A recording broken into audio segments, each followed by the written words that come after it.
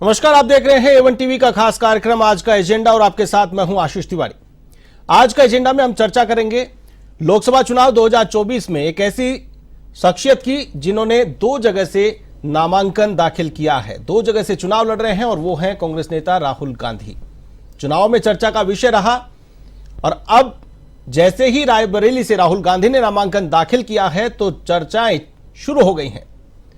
अमेठी में risk, Raebareli fix. Amethi से चर्चाएं थी, अमेठी से चुनाव लड़ेंगे राहुल गांधी। कयास लगाए जा रहे थे कि अमेठी सीट से भी नामांकन दाखिल करेंगे, लेकिन सबको चौंका दिया। सूची आती है, रायबरेली से राहुल गांधी चुनाव लड़ते हैं, जो कि सोनिया गांधी की सीट मानी जाती है। सोनिया गांधी राज्यसभा जा चुकी है। तो आज इसी पर चर्चा करने के लिए मेरे साथ स्टूडियो में मौजूद हैं बीजेपी प्रवक्ता सुरेश गर्ग जी, आपका बहुत बहुत स्वागत है। तो वहीं कांग्रेस से रवि कुमार सिकदार जी, आपका भी बहुत बहुत स्वागत है। सबसे पहले सवाल करूंगा रवि कुमार सिकदार जी आपसे। देश में प्रधानमंत्री हो, गृह मंत्री हो, रक्षा मंत्री हो, अन्य कई नेता, पार्टियों के राष्ट्रीय अध्यक्ष हो, वो भी एक ही सीट से चुनाव लड़ रहे हैं, लेकिन राहुल गांधी को दूसरी सीट से चुनाव लड़ना पड़ा है। क्या वायनाड में भी रिस्क नजर आ रहा है? देखिए, राहुल गांधी जी के रायबरेली चुनाव लड़ने से बहुत सारी चर्चाएं हैं, लेकिन ये एक राजनीतिक के साथ साथ शतरंज के बहुत बड़े खिलाड़ी हैं। इन्होंने जो भी ये फैसला लिया है और हमारी आलाकमान ने जो बैठकर फैसला लिया है, ये बहुत ही ज़बरदस्त फैसला है। इस निर्णय से जो भाजपा के नेता हैं, भाजपा के समर्थक हैं और चापलूस बिल्कुल पूर्णतः धराशायी हो चुके हैं, क्योंकि उनका कहना था कि राहुल गांधी जी अपनी विरासत की सीट या परंपरागत सीट छोड़कर जा रहे हैं। अब उनके लिए ये एक तमाचा सा पड़ गया है कि अब वो करे तो करे क्या। और रही बात आपकी दो सीटों पर चुनाव लड़ने की, तो आप देखिए राहुल गांधी जी उत्तर से दक्षिण तक, पूरब से पश्चिम तक पूरे देश के नेता हैं।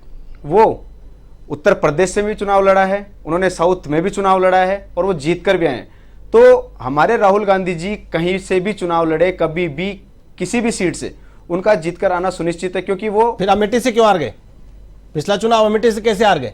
मैंने अभी क्या कहा कि चुनाव लड़ना और वोटिंग होना, आप ही ये कह रहे हैं कहीं से भी लड़ ले जीत के आएंगे। वायनाड से जीत कर आ गए, सदन में पहुंच गए। बिल्कुल सदन में पहुंच गए सांसद बनकर, तो उन्होंने अपना इसीलिए तो बैकअप में वायनाड की सीट रखी और उसी के जरिए संसद के दरवाजे तक पहुंचे। जी सुरेश जी क्या कहेंगे? देखिए आशीष जी, डरो मत भागो मत। राहुल गांधी जी कहते थे, आज पता लग रहा है कि राहुल गांधी जी डरे हुए भी और भाग भी रहे। पहले अमेठी से भागे, वायनाड गए, अब वायनाड से भागे रायबरेली गए। आप देखिए राहुल गांधी जी कितने डरे हुए हैं। एक छोटी सी पार्टी जो एक स्टेट लेवल की पार्टी, उससे डरे हुए हैं। उनके प्रेशर में आके इस तरह का काम कर रहे हैं कि उनको लग रहा है कि अभी भी हार सता रही है कि वायनाड से भी वो हार रहे हैं और रायबरेली से भी हार रहे हैं। तो यह साबित हो रहा है कि कितने डरे हुए हैं कांग्रेस के लोग। और ये पता लग रहा है कि भारतीय जनता पार्टी पूरे उत्तर प्रदेश के अंदर 80 से 80 सीट लेके आ रही है। ये डरपोक लोग हैं, ये हमेशा झूठ बोलने वाले लोग हैं। अगर आप डरपोक की बात करते हैं, डरे की बात करते हैं, तो मैं आपको इस चैनल के माध्यम से चुनौती देता हूं, चुनौती देता हूं कि आप जवाब दे देना। पहले सुन लीजिए, फिर जवाब दे देना। विद्वांचल से आगे शतरंज के खिलाड़ी मानते हो ना उनको, अगर शतरंज के खिलाड़ी मानते हो तो फिर उनको, शतरंज के खिलाड़ी होते तो पहले घोषित कर देते। अगर आपके शतरंज के खिलाड़ी होते तो पहले घोषित कर देते। वो डरा हुआ व्यक्ति का निर्णय है, शीर्ष नेतृत्व का निर्णय है। शीर्ष नेतृत्व ने तो कहा कि हमने तो निर्णय ले लिया, लेकिन ये निर्णय नहीं ले रहे। दोनों भाई बहन निर्णय नहीं ले रहे। ये देखिए, शीर्ष नेतृत्व का तो आपने बात ही नहीं मानी। शीर्ष नेतृत्व ने अमेठी के लिए बोला था, आपको पता ही नहीं है। हाँ, हमें पता है, हमें पता है। शीर्ष नेतृत्व ने तो उनको बोला था अमेठी से और रायबरेली से प्रियंका को लड़ने के लिए बोला था। पहले मां भागी, आपको मां को भी डर लग रहा था कि यहाँ से हारेगी। पहले मां को डर लग रहा था कि रायबरेली से हारेगी, तो रायबरेली छोड़ के चले गए। नहीं लड़ रहे, ये जनता के साथ अन्याय करने वाले लोग। रवि जी, जनता के साथ अन्याय करने वाले लोग। रवि जी, आपको तो चुनौती स्वीकार, रवि जी चुनौती चाहिए। रवि जी कहाँ चुनौती? आप तो खुद घबरा रहे हैं कि राहुल गांधी जी रायबरेली से आ गए। बताओ कैसे घबरा? रवि जी,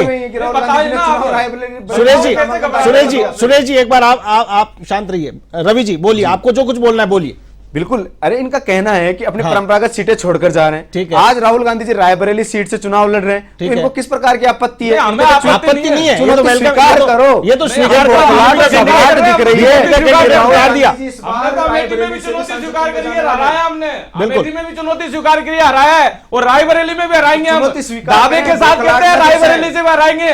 जिस तरह से माँ छोड़ के गई है ना, वैसे ही बेटा भी छोड़ के जाएगा रायबरेली में। जिस तरह से अमेठी छोड़ा ना बेटा ने, वायनाड छोटा है, उसी तरीके से रायबरेली भी बेटा छोड़ के जाएगा। ये दावे के साथ कहते हैं। हमारी इंदिरा गांधी जी यहाँ से सांसद रही, हमारी सोनिया गांधी जी यहाँ से सांसद भागे क्यों? अमेठी से भागे क्यों? बताओ ना। डर किसको सता रहा है? डर किसको सता रहा है? डर आपको सता रहा है ना, तभी तो भागे ना अमेठी से। जब आपके संसदीय समिति, जब संसदीय सीईसी कमेटी के अंदर अमेठी से निर्णय हो गया था, तो फिर आपको पता है क्या? हाँ, हमें पता है हमें। आप किसी छोटी सी पार्टी के दबाव में आके इस तरह का निर्णय ले रहे हो। ये तो मैं आप सुन रहा हूं कि ताजुब होता है मेरे को, आशीष जी, मुझे ताजुब होता है। एक छोटी सी पार्टी जो केवल उत्तर प्रदेश के अंदर सीमित है, उसके दबाव में आके आप निर्णय ले रहे हो, तो इससे पता लगता है कि कांग्रेस खत्म हो चुकी है। इस बार तो इनको ना विपक्ष के नेता लायक भी सीटें नहीं आएगी। जिस तरह से ममता बनर्जी ने बोला ना कि 40 सीटें भी नहीं आएगी, तो वही हर्ष आपका हो रहा है।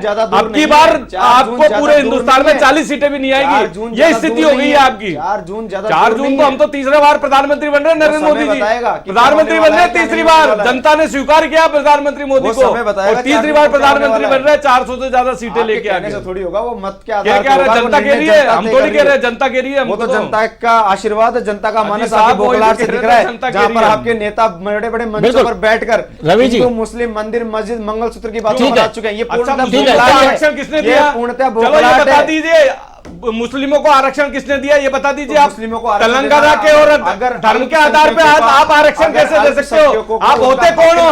चलो ये बताइए, आप एसटी एससी का आरक्षण आपने दिया या नहीं दिया? आप ऐसे कर रहे हो कि एसटी एससी का आरक्षण और ओबीसी का आरक्षण मुसलमान को दे रहे हो, पूरे हिंदुस्तान में ये लागू करना चाह रहे हैं। आशीष जी, आज कांग्रेस के प्रवक्ता यहाँ बोल रहे हैं कि पूरे हिंदुस्तान में हम एसटी एससी और ओबीसी का आरक्षण है वो मुसलमानों को देंगे। आज कांग्रेस के प्रवक्ता ये बोल के, अरे ये देखो साबित हो रहा है। कहाँ है? दिखाइए। आप ही बोल रहे हो ना, आप बोल रहे हो ना कि हाँ हम मुस्लिमों को आरक्षण देंगे। आप बताइए, खंडन करिए, खंडन करिए। अल्पसंख्यक मुसलमान है और कौन है अल्पसंख्यक? अल्पसंख्यकों को आरक्षण का मतलब ये है कि मुसलमानों को आप आरक्षण देने की बात कर रहे हो। जो ओबीसी और एसटी एससी का आरक्षण है, आप मुसलमानों को देने की बात कर रहे हो। जनता इसलिए नकार चुके हैं। परिभाषा नहीं पता। ये बताइए, आप कांग्रेस के प्रवक्ता ने बोल दिया यहाँ पे कि हम मुसलमानों को आरक्षण देके रहेंगे और जनता आपको भगा के रहेगी। वो समय जनता आपको भगा के रहेगी। समय बताएगा। 4 तारीख ज्यादा दूर नहीं। ठीक है रवि जी, 4 तारीख बता देगी, समय बता देगा, वो बात ठीक है आपकी। वो चुनाव के बाद पूरे देश का रिजल्ट सामने आएगा 4 जून को। लेकिन बात सिर्फ ये है कि पूरे देश में सिर्फ एक नेता ऐसे हैं जो 2 सीटों से चुनाव लड़ रहे हैं। क्या वजह है? दूसरी वजह, अमेठी उनकी परंपरागत सीट थी। क्या अमेठी में उन्हें डर लगा? पिछली बार वो चुनाव नहीं जीत सके, तो इस बार क्या उन्हें लगा कि अमेठी की सीट नहीं निकलेगी? देखिए आशीष जी, आपने परंपरागत सीट हमारे को अमेठी को बताया, अमेठी को परंपरागत सीट बताया, तो आपको यह भी जानकारी है कि रायबरेली की हमारी परंपरागत सीट है, जहां पर जहां पर हमारी इंदिरा गांधी जी भी सांसद रही है और सोनिया गांधी जी भी सांसद रही है। तो ये भी हमारी परंपरागत सीट है, और परंपरागत सीट में ये जिम्मेदारी है, कर्तव्य है, ये एक जिम्मेदारी और कर्तव्य है जिसका निर्वहन राहुल गांधी जी बखूबी।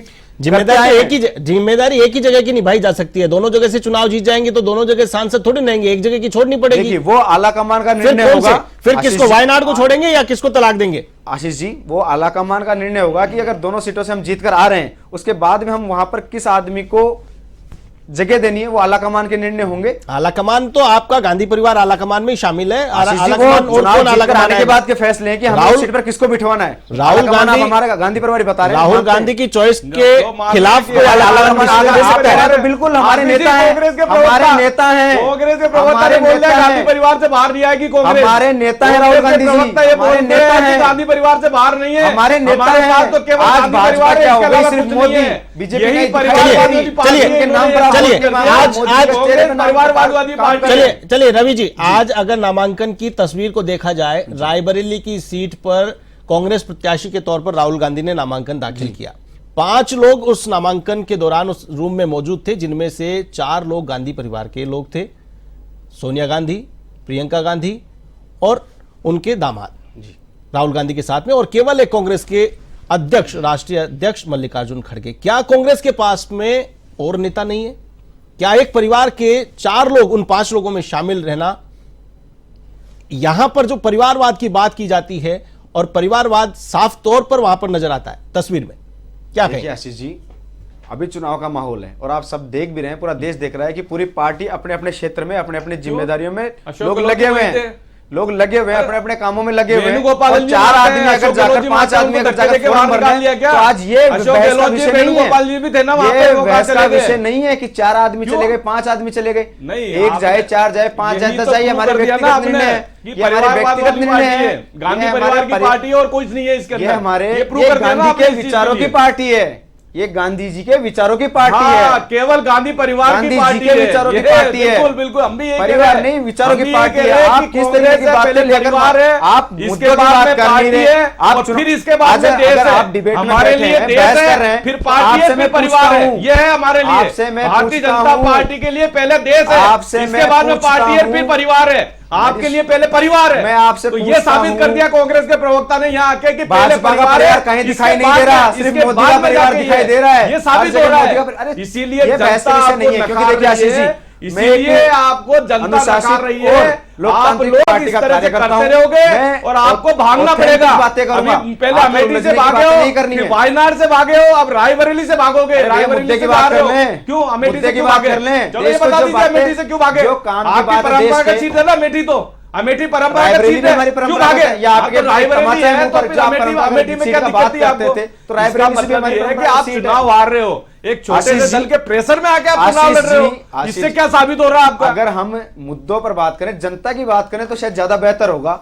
चुनाव लड़ना कहां से? बिल्कुल जनता की बात करें, जनता की ही बात कर रहे हैं। देश का जो चुनाव है, बिल्कुल देश के मुद्दों का चुनाव है, उस पर लड़ाई लड़नी होगी, उस पर हम जाकर काम कर रहे हैं। वही बात अपन कर रहे हैं। आप लोग बात करते हैं 2 करोड़ नौकरियों की बात की, वो आपके पास नहीं है। आज ही राजस्थान पत्रिका में आया है, जिसका आज ही राजस्थान पत्रिका में आया है, सुन लीजिए, 11 करोड़ नई नौकरी, 11 करोड़ राजस्थान पत्रिका के अंदर पढ़ लीजिए, अखबार खुलवा लीजिए अभी। 11 करोड़ रुपए, 11 करोड़ आरबीआई का डाटा है, 11 करोड़ नई नौकरी का पिछले 8 साल के अंदर मिला लीजिए। 44 करोड़ हमने मुद्रा लोन दिए, उसका रोजगार मिला लीजिए। फिर कहते हैं हम 2 करोड़ रोजगार दिया हमने, दावे के साथ कहते हैं 2 करोड़ रोजगार दिए, दावे के साथ कहते हैं कि महंगाई दर हमने कम की है, दावे के साथ कहते हैं कि बेरोजगारी हमने कम की है, लेकिन आपने केवल गरीब के नाम से भ्रष्टाचार किया है, गरीब का नारा देके भ्रष्टाचार किया है, इसके अलावा देश नहीं किया। देश तो देख देख रहा है ना, 58 साल तक आपने गरीब का नारा दिया, इसके बाद मिला क्या है? जनता को चूसा आपने, भ्रष्टाचार किया है। 5 साल राजस्थान के अंदर भ्रष्टाचार किया आपने। जी बोलिए रवि जी, क्या बोलना चाहते हैं, बोलिए।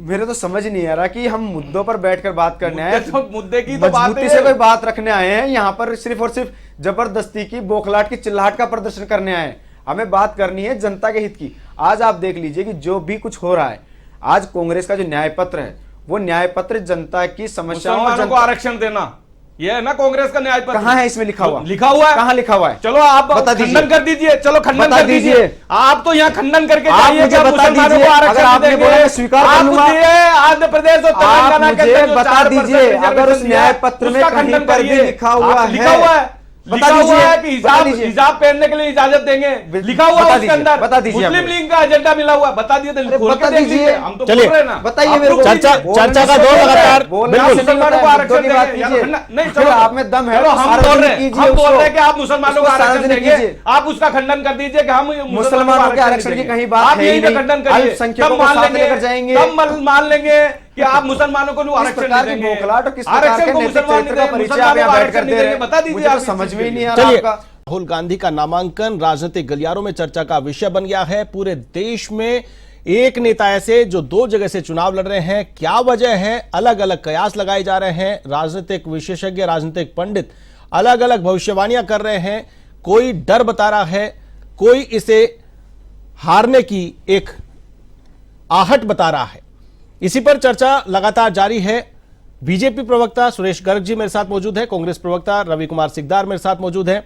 रवि जी, जिस प्रकार से राजनीतिक गलियारों में चर्चा चल रही है, अमेठी जाना था उन्हें, अमेठी और वायनाड से चुनाव लड़ते आए थे, पिछला चुनाव लड़े थे, हार गए थे अमेठी से, इस बार रायबरेली को चुना। रायबरेली आप लोगों के लिए सुरक्षित सीट है और प्रधानमंत्री नरेंद्र मोदी पहले ही सभाओं में कह चुके थे कि अब शहजादे किसी और एक सुरक्षित सीट को तलाशते हुए नजर आएंगे। और वैसा ही हुआ जो आज बीजेपी को मौका मिल रहा है चर्चा करने का, आक्रामक होने का, आड़े हाथ लेने का। देखो आशीष जी, चुनाव कहां से कौन लड़ेगा कौन नहीं लड़ेगा ये शायद इतना अहम मुद्दा नहीं है जितना मुद्दा हमें देश के हित की और मुद्दों की बात करनी चाहिए। चुनाव है, नेता है, कहीं से भी चुनाव लड़े, उनकी चुनौती को स्वीकार करते हुए चुनाव लड़ना चाहिए। मैं बात करता हूं कि आपने कहा हमने अमेठी से राहुल गांधी जी को हराया। मैं स्मृति ईरानी जी से अब कहूंगा कि आप ये बेतुकी बातें तो ना करें और 10 साल का हिसाब दें। जो आपके कार्यकाल में होते हुए अस्पताल बंद हुए, स्टील प्लांट बंद हुए, IIT बंद हुआ, उन पर आप बात करें, उनका आप जवाब दें।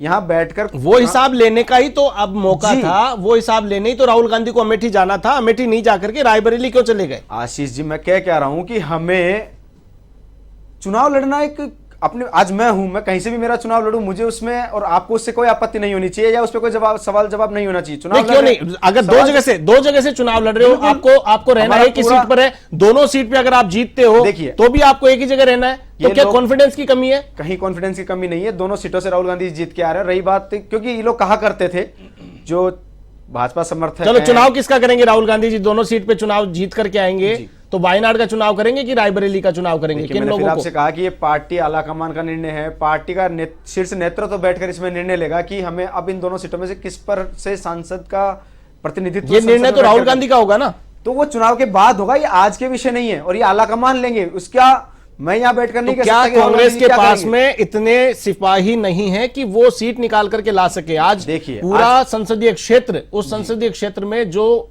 कार्यकर्ता दरी पट्टी बिछा रहे हैं वो भी एक उम्मीद लगा करके बैठे हुए होते हैं। और वहां पर जब पता चलता है कि उनके शीर्ष नेतृत्व के नेता ही यहां पर आकर के चुनाव लड़ने हैं तो उनको तो फिर वही काम करना है, वहीं पल्ली बिछानी है। देखिए आशीष जी, कल भी एक पत्रकार ने अमेठी के कार्यकर्ताओं से पूछा कि आपको टिकट कब मिलेंगे, और आज आप देखिए अमेठी से हाथों हाथ कृष्ण कुमार जी को टिकट मिल चुका है। तो ये कार्यकर्ताओं के तो मौके मिल रहे हैं जहां से कांग्रेस आला कमान अपने वर्कर्स को, मुझे, मेरे जैसे लाखों कार्यकर्ताओं को मौके दे रही है, चुनाव लड़ रहे हैं। तो इसमें कौन सा हो गया कि पार्टी का निर्णय है, राहुल गांधी चुनाव लड़ रहे हैं। आज देखिए आप चुनाव लड़ रहे हैं और इतने जबरदस्त तरीके से लड़ रहे हैं कि कांग्रेस इंडिया गठबंधन का सरकार भारत में बनने वाली है, क्योंकि इनकी बौखलाहट दिख रही है, इनके पास कहने के लिए कुछ नहीं है, 10 साल का हिसाब कुछ नहीं है। मैं बोलता हूं, चलिए सुरेश जी, इंडिया गठबंधन की सरकार बनने जा रही है और राहुल गांधी दोनों जगह से चुनाव जीत रहे हैं और आपकी बौखलाहट सामने आ रही है। आशीष जी, 545 लोकसभा की सीटें हैं, इनने अभी तक कितने उम्मीदवार घोषित किए? 240 के लगभग। अब मुझे ये बता दीजिए, बहुमत 275 से है, जब इनने 240 ही कैंडिडेट घोषित किए हैं तो ये कहां से चुनाव जीत रहे हैं? शायद इनको ये जानकारी नहीं है कि इस बार महागठबंधन के तहत महागठबंधन, अरे तो भाई यही तो मैं गठबंधन के तहत चुनाव लड़ा जा रहा है, जहां पर सब तो बात है। अभी तो मैं यही तो कह रहा हूं कि फिर ये बता दीजिए कि हमारा प्रधानमंत्री कौन बनेगा, ये बता दीजिए। जनता यही तो पूछ रही है, गठबंधन का फैसला, जनता यही तो पूछ रही है कि आपका प्रधानमंत्री कौन होगा? हर साल चेंज होगा क्या? हर साल चेंज होगा क्या? जनता यही तो पूछ रही है ना कि आपका प्रधानमंत्री हर साल एक साल के लिए बनाओगे क्या? इसलिए जनता बेवकूफ बनने वाली नहीं है। भविष्य के घर में नहीं तो बताइए ना, स्पष्ट कर दीजिए, अभी स्पष्ट कर दीजिए। जैसे आपने कहा कि हमारे लिए पहले परिवार है, इसके बाद पार्टी है, फिर देश है, और हमारे लिए देश पहले है, पार्टी बाद में और परिवार बाद थर्ड नंबर पे है। तो उसी तरीके से बता दीजिए। उतावल लेकिन नहीं, मैं तो पूछ रहा हूँ आपसे सर, मैं यही पूछ रहा हूँ। जैसे आपने अभी सुनिए सुनिए सुनिए, अरे सुनो तो सही, अब सुनो तो सही, मेरी बात तो सुनो। जैसे आपने कहा अर्थ की बात करेंगे तो सुनेंगे। हाँ, तो मैं तरक्की तो बात कर रहा हूँ। जैसे आपने कहा कि स्मृति ईरानी 10 साल से, पहली बात तो है कि स्मृति ईरानी 5 साल से, सुनो तो सही तो, अरे मैं तो कह रहा हूँ वो सुनो कि स्मृति ईरानी 10 साल से नहीं है, 5 साल से सांसद है, यानी 5 साल पहले वो भी बना दिया। ये अच्छी बात है कि चलो आपने कहा कि स्मृति ईरानी 10 साल की सांसद है। जब 10 साल से वो वहां पे सांसद है तो राहुल गांधी को वहां से चुनाव लड़ना चाहिए था और जनता से कहना चाहिए था कि नहीं ठोक ताल ठोक के बोलते कि मैं हूं यहां की जनता की सेवा करने वाला। लेकिन राहुल गांधी वहां से भाग गया। इसके बाद में वायनाड गया, वायनाड से भी भाग रहा है। और अब रायबरेली गया, रायबरेली से भी भाग जाएगा। रायबरेली की उम्मीद थी कि सोनिया गांधी जी वहां से चुनाव लड़ेगी, तो सोनिया गांधी चुनाव लड़ने से भाग गई। मुझे तो ये स्थिति आ रही है। उन लोगों की इतनी चिंता क्यों है? चिंता क्यों नहीं होगी? उनको लेकर इतने नहीं, ये तो आज क्यों है? इन्होंने ये प्रश्न पूछा तो हमको जवाब देना पड़ेगा। हम तो जवाब देंगे। आंधी निकल भाई हम तो चिंता क्यों हो रही, तो फिर ये बता दो, फिर हार स्वीकार कर लिया आपने, फिर हार स्वीकार कर ली, इसका मतलब तो ये आपको तो अपने भाई चिंता नहीं है तो फिर ये लोग हम हार चुके हैं। तो ये स्थिति है कि पिछली बार इनकी एक सीट आई थी, आप 80 में से एक सीट आई थी यूपी के अंदर, अब वो एक सीट भी नहीं आ रही है, इनकी 80 में से जीरो आ रही है, ये इनकी स्थिति है। तो इसलिए इस पर पूर्णता क्या, ये तो मैं बता रहा हूं ना, मैं आपको चुनौती देता हूं। अगर क्या चुनौती दोगे, चलो बताओ क्या चुनौती दोगे आप, ये बताओ क्या चुनौती दोगे। प्रदेश में अगर आपका जो मत है कि एक भी सीट नहीं आएगी, अगर वहां पर इंडिया गठबंधन ने जबरदस्त परफॉर्म किया तो क्या मैं तो कांग्रेस की बात कह रहा हूं कि कांग्रेस के अंदर एक सीट भी नहीं आएगी। मैं ये बोल रहा हूं, आप तो विश्व की सबसे पुरानी पार्टी है ना कांग्रेस, 1835 के अंदर बनी है ना, अंग्रेजों ने बनाई थी ना, 1947 के अंदर गांधी जी ने मना कर दिया था ना कि इस कांग्रेस को खत्म कर दो, लेकिन वो गांधी जी तो कर नहीं गए, लेकिन राहुल गांधी उस कांग्रेस को खत्म करने में लगा हुआ है ना, राहुल गांधी लगा हुआ है ना उस कांग्रेस को खत्म करने के लिए। तो इसलिए भैया ये चीज आपको स्वीकार करना पड़ेगा कि राहुल गांधी ने हार स्वीकार कर ली है। जो एक वो है ना डरो मत भागो मत, वो डरो मत भागो मत राहुल गांधी कर रहा है, बिल्कुल भी डरने वाली चीज नहीं है। डर गया ना, अमेठी से क्यों भाग रहे फिर, क्योंकि आपके सामने अमेठी से क्यों भाग रहे बताओ ना, अमेठी से क्यों भागे, वायनाड से क्यों भाग के आप रायबरेली आ रहे हो, ये साबित हो रहा है। संसद में पहुंचकर फिर दहाड़े, तो डरने वाले तो हमारे काम है ही नहीं। हमारे राहुल गांधी जी बब्बर शेर की तरह आपका मुकाबला कर रहे हैं। क्या बात, बिल्कुल बब्बर शेर की तरह मुकाबला कर रहे हैं, लेकिन इस बार इंडी गठबंधन है, कांग्रेस जो कि पुरानी पार्टी है, कई सालों तक देश पर राज किया, लेकिन राज नहीं, राज नहीं, देश की सेवा की। सेवा आपके शब्दों में सेवा है, तो अब 10 साल वाले कर रहे हैं महाराज बन के, ठीक है मान लेते हैं। लेकिन जब चुनाव हो रहा है 2024 का, तो इस चुनाव में कांग्रेस कम सीटों पर चुनाव लड़ रही है, क्या वजह है, क्या कांग्रेस को किस बात का डर है, क्या हार का डर सता रहा था इसलिए पार्टियों के साथ में जाकर के हाथ मिलाना पड़ा है, अपनी सीटों को शेयर करना पड़ा। गठबंधन किसने नहीं किया? गठबंधन करना अलग बात है, गठबंधन करना अलग बात है, लेकिन गठबंधन में कितना प्रतिशत, 545 सीटों पर मोदी जी चुनाव लड़े, कितने प्रतिशत सीटों पर लड़ रहे हैं? ठीक है, 470 तो घोषित कर चुके हैं। राजनीति अपने हिसाब से हो रही है, आप तो क्षेत्रीय पार्टी हो गई, अपने हिसाब से हो रही है। आशीष जी ये तो क्षेत्रीय पार्टी हो गई, ये स्थिति राजनीति अपने अपने हिसाब से हो रही है। आप भी गठबंधन को हम भी गठबंधन अंगूठा दिखाने लग गए। आप देखिए वहां पे यूपी के अंदर वो अखिलेश कामों में दम है, तो वो अखिलेश अंगूठा दिखा रहा है, बोले चुनाव लड़ो नहीं तो मैं यहाँ से आपको गठबंधन को भगा दूंगा, यहाँ से चुनाव लड़ो नहीं तो गठबंधन को भगा दूंगा। ये डर की मारी वहां से चुनाव लड़ रही है, डर की मारी चुनाव लड़ रही है। दुकान में कितना सामान है जनता बता देगी। ठीक है, दुकान में किसकी दुकान में कितना सामान है 4 जून को डिसीजन हो जाएगा। लेकिन मैं अंतिम समय में चलते चलते आपसे मैं चाहूंगा रवि सिकदार जी और सुरेश जी एक मिनट में अपनी बात को कंप्लीट करें। राहुल गांधी चुनाव लड़ रहे हैं 2 जगह से, रवि जी क्या दोनों जगह चुनाव जीतने की आप लोगों को पूरी उम्मीद है, और अगर चुनाव जीतते हैं तो राहुल गांधी कौन सी सीट को छोड़ेंगे? देखिए आशीष जी, आपने बात की दोनों सीट जीत रहे हैं, मैं पूर्णतः आश्वस्त हूं, क्योंकि हमें भरोसा है हमारे इरादों पर, हमारे द्वारा जारी किए गए न्याय पत्र पर और जनता की उम्मीदों पर। रही बात आपने दूसरा प्रश्न किया कि कौन सी सीट चुनेंगे, ये आला कमान का और राहुल गांधी जी और हमारी जो कमेटी है उसका फैसला होगा कि वो किस न्याय तो करना ही पड़ेगा ना, फिर रायबरेली की जनता से और वायनाड की जनता से, दोनों में से किसी एक के साथ न्याय करना ही पड़ेगा। न्याय दोनों के साथ ही होगा, जो भी फैसला लेगी वो जनता के हित में ही फैसला लेगी, उनकी उम्मीदों का उम्मीदवार उनके संसदीय क्षेत्र का नेतृत्व करेगा। चलिए सुरेश जी। देखिए मैं तो कहता हूं कि ये राहुल गांधी वो रणछोड़ दास के आज से घोषित हो गए कि ये जगह जगह से भाग रहे, कभी अमेठी से, फिर वायनाड से, फिर रायबरेली से, तो अभी ये क्या तीनों जगह से भागेंगे। तो ये साबित है, बौखलाहट नहीं, तो सामने दिख रहा है ना साहब, ये हमारी बौखलाहट नहीं है, ये तो सामने दिख रहा है, इसलिए आप घबराओ मत, ये तो अभी जनता है आपको स्वीकार कर चुकी है, जनता स्वीकार कर चुकी है, और जनता रायबरेली से भी आपको भगा देगी। जिस तरह से मां भागी है वैसे ये बेटा भी भाग जाएगा। चलिए, तमाम जानकारी के लिए बहुत बहुत शुक्रिया। चर्चा करने के लिए राहुल गांधी के नामांकन को लेकर के आज एजेंडा में चर्चा की हमने। बीजेपी प्रवक्ता सुरेश गर्ग जी और कांग्रेस से रवि कुमार सिकदार जी, आप दोनों का बहुत बहुत शुक्रिया। आज का एजेंडा में फिलहाल के लिए बस इतना ही, मुझे दीजिए इजाजत, नमस्कार।